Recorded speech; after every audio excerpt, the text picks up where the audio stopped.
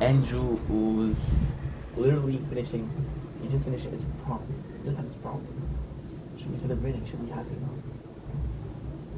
I have amazing people, and then it's kind of crazy because this world. Okay, so this is gonna be a bit out there. It's gonna be a bit crazy. Okay.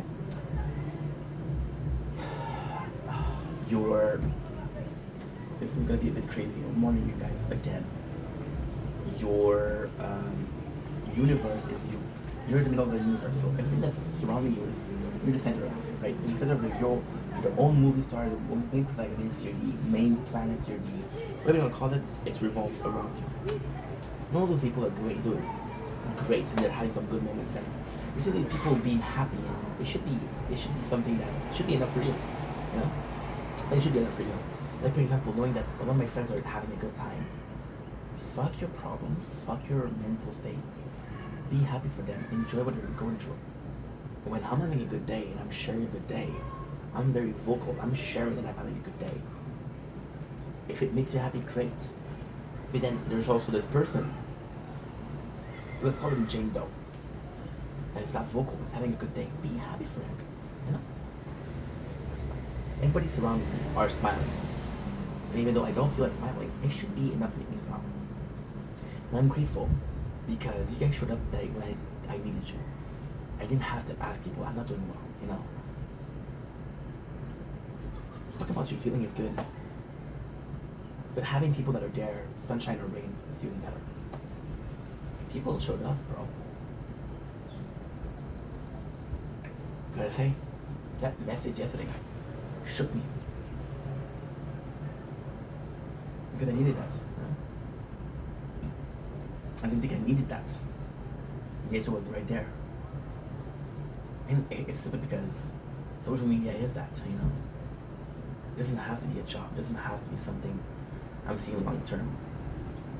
Even if I'm doing this long term, if I'm doing this for the next 10 years, if I'm having amazing people in my chat for 10 years, I'll be happy.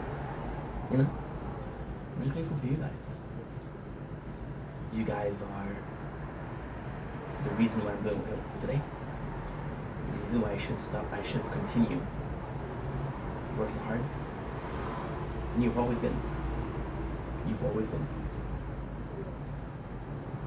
I love you guys. And I don't say the most.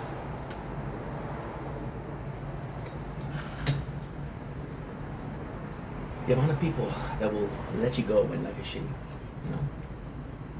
It's insane. And I was talking about how I used to have a lot more people and I used to be popular. Those people left, dude. The real ones stayed behind. The real ones were there no matter what. Focus on these people. They deserve your attention. They deserve your time. That's pretty much it. Go from the start. I got mental issues. Baby, you fucked that up.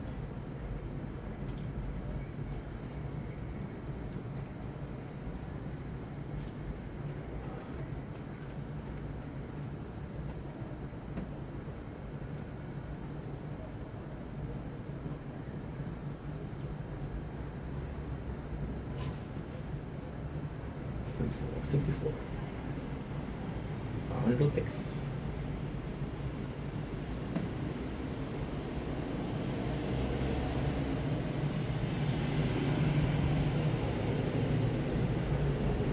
Don't blink, it's waiting for the concert show.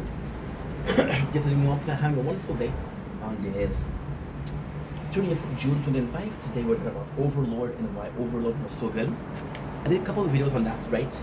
Now that I watched a full series, I'm going to be able to tell you my exact thought of Overlord. We have a review to make.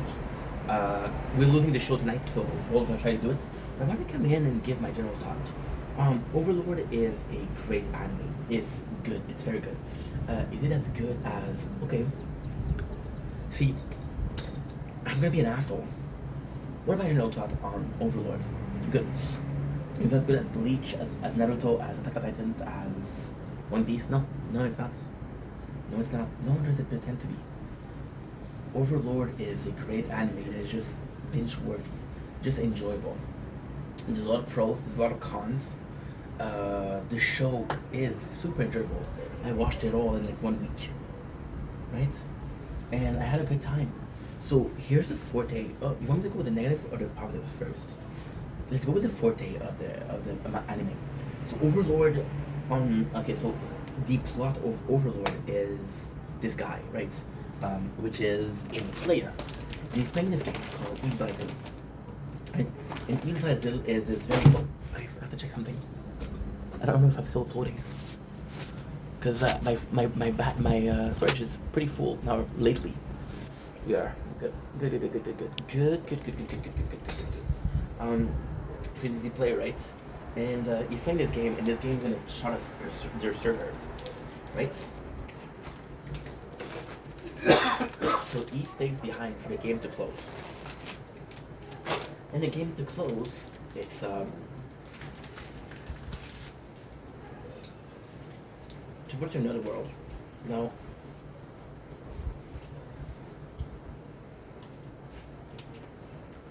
Overlord presents itself as an isekai, without being an isekai. One of the worst things of the first season is how it's this all-powerful being. He has this whole army, right? So in the beginning, it's pretty boring. But then it's like, okay, well, this new world, I could be the lord of it. It could be mine. What is the really cool thing is how much effort you put into recruiting certain people. How much effort you put into establishing some that you should play. The goal of the main character is to rule the world, to be an overlord. It's actually quite good, and it's like the opposition. The greatest, wow. Look at this, guys. Look at this. Look, I don't know if you guys can see. It's beautiful. Overlord presents itself. It's a really good show. I'm sorry, guys. I'm just sad because I never gave it a chance, and now that we have it, finally gave it a chance and finally liked it. It's leaving tonight, you know. It's like, wow. I think I got to watch it, but not for degrees, right? I would have liked to take my time to enjoy it. Brand itself as this person trying to govern, and it's really nice because at times the main character feels like they're losing the story. He's killing people. He's killing a lot of people, right? And the world is trying to resist it. It's like, fuck the world, right? And then the beauty of Overlord is there's very humane moments. There's also its biggest weakness. I'm going to be switching to the weakness, and then we'll come back to the positive. Because I'm going to do this like in an order where it's easy to understand. And the biggest flaw of Overlord is he's kind of an asshole. The show, which does really well, I gotta say, season 2 was my favorite because this is the best example I can give. Denno's Adventure. And Denno's Adventure as possible recruiting members. So they present this clan of lizardmen. And it's almost the whole season. And you're fighting them off, and you learn the culture of the lizardmen. And the whole culture, and you got this main characters. And he fights off one of the guardian of the main characters. And he's like, okay, well, he's a really good warrior. Can we please use him? And the guy's like, okay, yeah, sure, we'll use him. So you're recruiting member. Now, that's a great thing because but the lizard man is like on fairy life. In the beginning, he's doing very good. For example, there's this guy who's a brilliant herbalist. Ivan Gold, which is the main character, right, is used to moving item from this world, from the game you guys are, right? In this new world, you don't have this medicine. So he kind of hired a recruit. The guy will make him medicine. Because, and this is one of the worst plots, one of the best plots. He has a lot of items. Like, the first season he has a godly armor, some super good equipment, right? However, Overlord feels weird. Because you feel like this overly powerful being. There's 4 seasons of the show. And the only time where I felt like the main character, Ivan Gold, has a problem or had a risky situation was when he had to fight one of his own guardian that was mind controlled. Okay? The plot is to fight off a player. Isekai, like sort of online is Isekai. Never reborn, you're just in another world. Okay? So yeah, so that's pretty much it. What else is negative? Negative in the sense is that it does feel like an Arab. And it's like always like it gets annoying. It gets annoying how often is servant are like, oh my god, you're so great, you're so great. And also the main character kind of have a god complex. Now the god complex is working in this sense because he wants to be an overlord. But the sheer number of times he calls himself Ivan Gold, I'm like, dude, I know your fucking name. You don't need to say it 100 times. I know your name, okay? We're good. We know your name. It's repetitive. And then you're always presenting an enemy. For example, and this is what I don't like about the anime. This is what really, really turned me off from the anime. There's supposed to be this greatest warrior, and the greatest warrior of all kingdoms. And he fights Ivan Gold in season 3. And then Ivan Gold comes in, and he's like, okay, well, I'll fuck you up with time control magic. Time control magic. There's a dragon. They're the strongest creature in the land. He has a spell where he stops the hearts, and he kills the strongest dragon in one shot. So like I said, the only real battle. Now, technically, this is true. This is not true. So one of the most positive thing is the intro. They're really smart. So for example, in season 2, the intro, you're gonna see one of the character called Demiurge, one of the guardian called Demiurge. Demiurge will play a villain, and in the intro you see him fighting Demiurge, and it's clear it's Demiurge. However, what it is Ivan Gold plays two characters. He plays Ivan Gold and he plays Lord Momont. So Lord Momont is a character that's like, well, guess what? The good guy, people can come to me. They can come to me and I'll be their savior. I'm the savior, but I'm also the. And in French, we have this sentence. We have this sentence that's really actually good. So we say the pyromaniac is a firefighter, right? So you're creating the fire, but you're also quenching it, just to show that you can play with people's life. Some of the more positive, the story is actually really good. For example, the Guardian are actually quite nice. The Guardian are quite nice. The lower characters are kind of cool. The show is weird because, like, oh, look at this. Look at this. This is gorgeous. This is gorgeous. Look at this. I'm hiding the camera. What the fuck? You know, gorgeous. So the problem with the show is actually really weird. Is some of my favorite characters are enemies, but they build up as these heroes, right? So for example, I'm telling you like, oh, this guy is the strongest. The fight, well, he dies, and then they said, well, now we have information on how he works. You know? It's really good, and then at the same time, it's so fucked up because there's a part where I stopped, like, I really stopped like enjoying the thing.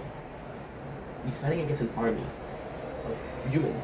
Now, we don't care about those humans. However, we've been seeing them since season 1, so we kind of attached to them. So one of his guardian, which is Shaltir, which is the vampire, she fights off this guy. And this guy kind of like, okay, well, he survived, like, I'm gonna fuck you up. I'm gonna learn how to fuck you up, and I'm gonna fuck you up. Right? You want him to win. Because he's the guy that survives, you know? It's like a Harry Potter thing.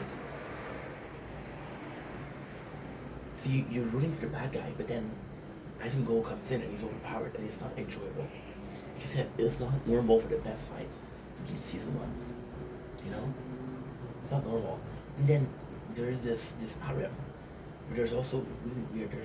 There's like these 2 kids, and at first they're seeing like a father, but there's some weird thing to it, you know. And it sucks because the show ends with him not finding a single player, right? You're not finding a single player. Overlord feels like a god playing There's not a moment where you feel like he's in real danger. There's not a moment where you feel like, oh man, if shit hits the fan, shit's gonna hit the fan. No, never a moment like that, and it sucks because there should be a couple moments like that, right? There should be a couple moments like that. There's none, which kind of rendered the show kind of pointless. What I'm trying to say, in a very simple manner, is there's no stakes of the show. There's no stakes. It's always, I'm gonna be okay. I'm gonna be okay. I'm gonna be okay. For example, at season 4, at the end, no, yeah, season 4, yeah. He comes in, and the whole thing is he wants some dwarves that are able to do some runes on weapons, make them stronger. Because he needed, because he's already the strongest person in the universe. So the plot is completely useless. We spent so much time on the second season recruiting a little man, and we barely used him, you know. And it sucks. It really sucks. The show's good. Don't get me wrong. It's enjoyable. But I don't know if I would watch it again. There's only so much, like, there's a common trope in anime where the MC is OP. There's never really a problem. It's not my favorite anime. Attack on Titan, why? Attack on Titan feels like at any moment you get attacked. How many characters that we love got killed? A lot of them. A lot of them. Come on, my other show that I fucking love are Bleach. How many times did we think that